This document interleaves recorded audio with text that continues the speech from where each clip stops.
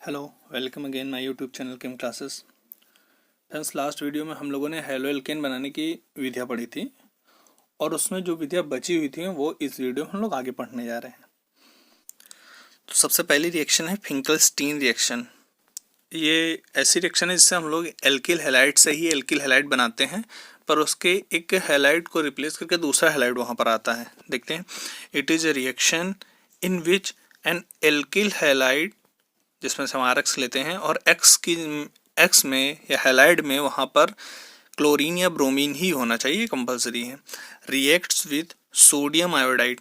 ये याद रखना है कि ये रिएक्शन सोडियम आयोडाइड से करानी है। इन एसीटोन प्रोड्यूसेस एल्किल आयोडाइड। अगर हम एल्किल क्लोराइड लेते हैं तो भी हमें एल्किल आयोडाइड मिलेगा, और एल्किल ब्रोमाइड लेते हैं तो भी हमें एल्किल आयोडाइड ही मिलेगा। Simply it is a reaction SN2, एक SN2 रिएक्शन है। SN2 आप लोगों को याद होगा, हम लोगों ने पहले भी देखा था। SN2 सब्स्टिट्यूशन रिएक्शन होती है और न्यूक्लियोफिलिक सब्स्टिट्यूशन होता है। यहाँ पर हमारा न्यूक्लियोफाइल I- है और ये यहाँ पर सब्स्टिट्यूट करता है X को, इसलिए सब्स्टिट्यूशन भी हुआ और न्यूक्लियोफिलिक भी हुआ। प्लस ये सेकेंड ऑर्डर की रिएक्शन होती है, इसलिए इसको बाईमोलिकुलर सब्स्टिट्यूशन रिएक्शन या बाईमोलिकुलर न्यूक्लियोफिलिक सब्स्टिट्यूशन रिएक्शन बोलते हैं। इन्वॉल्विंग एक्सचेंज ऑफ हैलोजन, और यहाँ पे हैलोजन का एक्सचेंज होता है, मतलब I से X रिप्लेस होता है। रिएक्शन RX प्लस NaI, इन दोनों से I यहाँ पर, X यहाँ पर, और ये रिप्लेस होकर एल्किल आयोडाइड हमें बनाकर देता है। एल्किल आयोडाइड, इसका एक एग्जांपल देखते हैं। अगर हम एथिल क्लोराइड की रिएक्शन सोडियम आयोडाइड के साथ कराएंगे तो हमें एथिल आयोडाइड मिलेगा। ये R, ये Cl या X बोले, इससे अगर हम इससे कंपेयर कराएं तो ये I यहाँ से Cl को रिप्लेस करता है और हमें C2H5I मिल जाता है। This is ethyl iodide. बहुत ही सिंपल रिएक्शन है। अगर हम ध्यान से देखें तो इसमें केवल हमें हैलोजेंस का एक्सचेंज करना होता है और ये रिएक्शन यूजफुल है, पर इससे सभी टाइप के हैलाइड्स नहीं बनते हैं, ये याद रखना है। केवल एल्किल आयोडाइड ही बनता है, और कभी कभी हम कुछ सिचुएशंस पे ब्रोमाइड भी बना लेते हैं, बट वहाँ पर हमारा ये वाला X केवल क्लोराइड ही होना चाहिए, इसके अलावा कुछ भी होगा तो फिर ब्रोमाइड नहीं बनेगा। This reaction is an equilibrium reaction. इसका मतलब यह है कि ये जो रिएक्शन होती है इक्विलिब्रियम में होती है, और ये इंपॉर्टेंट पॉइंट है। आप जानते हैं अगर रिएक्शन कोई इक्विलिब्रियम में होती है तो दोनों साइड पे होती है। So there is a possibility of formation of other products, और भी प्रोडक्ट्स इनमें बनने की पॉसिबिलिटी है, but this reaction completes because. फिर भी आप लोगों को एक बात और पता होगी, जो रिएक्शन इक्विलिब्रियम में होती है वो कभी कंप्लीट नहीं होती है 100%, बट ये वाली कंप्लीट इसलिए होती है because NaI is soluble in acetone. Important point है, इसलिए कंप्लीट होती है, इसलिए ये रिएक्शन हो जाती है क्योंकि NaI एसीटोन में सोल्यूबल होता है। अगर हम पीछे कह रहे थे इसके अलावा कुछ भी लेंगे, अगर हम इनके साथ रिएक्शन कराना चाहें तो ये इसलिए नहीं क्योंकि इनसोल्यूबल होते हैं और ये प्रेसिपिटेट बनाकर नीचे बैठ जाते हैं। एल्किल RX की अभिक्रिया हमने कराई थी NaI के साथ, तो वहाँ पर NaX निकलता है और X में या तो NaCl होगा या Br होगा, और वो उसमें इनसोल्यूबल होते हैं और प्रेसिपिटेट होकर नीचे बैठ जाते हैं। This reaction works good for primary halides but better with alpha carbonyl halide and allyl benzene halide. अगर ये रिएक्शन हम प्राइमरी हैलाइड्स के साथ कराएं तो ठीक ठाक होती है, पर इससे भी अच्छे रिजल्ट्स वो अल्फा कार्बोनिल हैलाइड और एलिल बेंजील हैलाइड के साथ बनाती है। अल्फा कार्बोनिल हैलाइड का मतलब ये होता है कि ऐसे हैलाइड जिनके कार्बोनिल पोजीशन के अल्फा वाले कार्बन पर हैलाइड लगा हो, और एलिल बेंजीन के लिए आप फर्स्ट वाला वीडियो देख सकते हैं, उसमें हम लोगों ने क्लासिफिकेशन पढ़ा था। नेक्स्ट प्रोसेस है Swarts reaction. Swarts reaction is also called as Swarts fluorination. दरअसल इस रिएक्शन से हम लोग केवल और केवल फ्लोराइड ही बनाते हैं, इसलिए इसको स्वार्ट्ज फ्लोरिनेशन भी बोलते हैं। This reaction is generally use to get alkyl fluoride, हमें इससे केवल एल्किल फ्लोराइड मिलता है, फ्रॉम एल्किल क्लोराइड और एल्किल ब्रोमाइड। हम एल्किल क्लोराइड या एल्किल ब्रोमाइड आयोडाइड भी ले सकते हैं कि रिएक्शंस कराते हैं तो उससे हमें एल्किल फ्लोराइड मिल जाता है।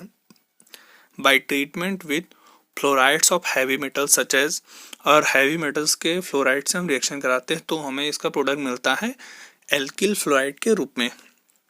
जैसे एग्जांपल के तौर पे यहाँ AgF से हम लोग करा सकते हैं रिएक्शन, AgF Hg2F2 COF2, या फिर हम इसकी रिएक्शन एंटीमनी ट्राइफ्लोराइड की एंटीमनी पेंटाक्लोराइड की प्रेजेंट में कराते हैं तो हमें एल्किल फ्लोराइड मिलता है। सिंपल सी रिएक्शन है, देखते हैं नीचे। Alkyl halide reacts with AgF और सेम फिंकेलस्टीन की तरीके ही इसमें भी हेलोजन एक्सचेंज हो जाता है और ये रिएक्शन बहुत ही आसानी से हमें एल्किल फ्लोराइड मिल जाता है और सिल्वर हाइलाइट बाहर चला जाता है। एग्जाम्पल के तौर पर हम लोगों ने यहाँ मेथिल ब्रोमाइड की रिएक्शन सिल्वर फ्लोराइड के साथ कराई है तो हमें मेथिल ब्रोमाइड प्रोडक्ट के फॉर्म में मिल जाता है। नेक्स्ट रिएक्शन है हुंस-डीकर रिएक्शन। बहुत इंपॉर्टेंट रिएक्शन है, बहुत ही यूजफुल भी है। Hunsdiecker reaction is a reaction in which the silver first salt of carboxylic acid, यहाँ पर ये silver first salt of carboxylic acid reacts with bromine in presence of carbon tetrachloride to give an intermediate which undergo decarboxylation। इसमें एक intermediate बनता है और उसका decarboxylation कराने के बाद हमें एल्किल ब्रोमाइड मिलता है। वो भी एक इम्पॉर्टेंट पॉइंट इसका ये है कि एक कार्बन कम हो जाता है तब इसका एल्किल ब्रोमाइड हमें मिलता है। एक कार्बन कम करने के लिए भी ये रिएक्शन इम्पॉर्टेंट है, वहाँ में काफ़ी हेल्पफुल है। This reaction is also known as Hunsdiecker Borodin reaction. इसे हम हुंस-डीकर बोरोडीन रिएक्शन भी बोलते हैं और या फिर बोरोडीन रिएक्शन ही बोलते हैं। It is halogenation as well as decarboxylation reaction. ये एक टाइप का हेलोजिनेशन भी है और डिकार्बोक्सिलेशन भी होता है। ये इसकी रिएक्शन RCOH के साथ Br2 के साथ कराते हैं तो हमें ये सिंपली देखेंगे, यहाँ से AgBr एक बाहर, यहाँ से एक AgBr बाहर चला जाता है। ये CO2 डिकार्बोक्सिलेशन की वजह से CO2 करके निकल जाता है और यहाँ का R, यहाँ का एक Br, ये दोनों मिलके RBr बना देते हैं। सिमेसिस का एक एग्जाम्पल लिया है। ये सिल्वर एसीटेट की रिएक्शन ब्रोमीन से कराई तो हमें मेथिल ब्रोमाइड मिलता है। यहाँ पर 1-2 कार्बन है और यहाँ पे केवल 1 कार्बन का हमें हैलाइड मिलता है। 1 कार्बन इसका CO2 करके बाहर चला जाता है। नेक्स्ट है कोची।